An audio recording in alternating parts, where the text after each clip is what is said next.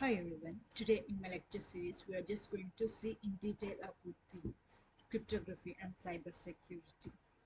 Cryptography and cybersecurity, we are just going to see about the security attacks, services and mechanisms. In my last lecture series we have seen the outline of this. Now we are just going to see in detail, that is classification of OSI security architecture. Mainly involves security attack, security mechanisms, security services. Let's see. Security attack. Security attack is a process of gaining and access of data by unauthorized users. It mainly includes accessing the data, modifying the data, destroying the data. All these three things comes under the security attacks. Security attacks generally consist of passive attack as well as active attack. Let's see what is passive attack. In passive attack, no data modification will be done. That is whereas, let's see types of passive attacks. We have mainly two types of passive attacks. That is release the message content, then traffic analysis. In this case, there will be no modification of data will be done in this case of passive attack. Let's just release the message content. Third party only access the data. In this case, a third party will access the data. Let's see passive attack. Release of message content.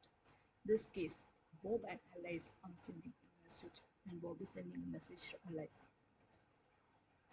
And a third person, that is Dart, it is present in between it. He will just read the message from Bob, which will have been sent to the Alice. Alice will think that only Bob has sent the message. He will not do any modification, but he'll send the message to Alice.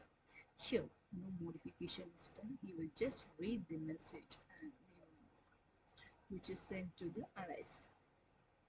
Next is traffic analysis.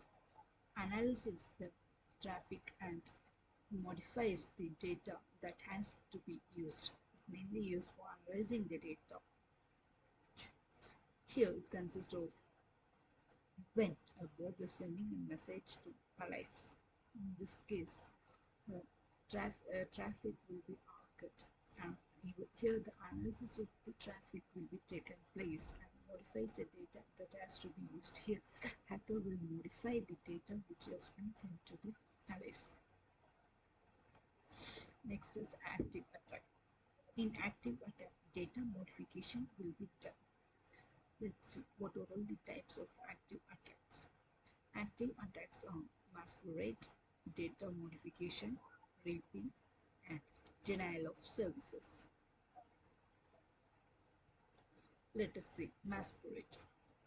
Masquerade means sender sends the message and the receiver, but the third party, that is unauthorized user, access the data and modifies the data and send it to the receiver in the name of the sender. Okay, let's see the example. Activator, that is masquerade. Here, as I said, Bob sending a message to Alice. In this case, Dart is present in between them. He will just in a passive attack, what he did is he will just read the message, whereas in active attack, here he will read the message and then he will modify the message and he will send it to the Bob. The Bob thinks that Alice it will send to Alice. Alice will think that Bob have only sent this message. She doesn't know that Dart has sent the message. This is in the case of masquerade. Next is data modification. Data modification in the sense that third party access the data that is sent by the sender to the receiver. Here, the third party modifies that data and sends the data to the receiver. Okay, he will modify data and then he will send it to the receiver. Same as masquerade. Bob sending to Alice. In that case, that will modify the data. Only modification will be done here. Without modification, he will send any message. The hacker is going to modify the message.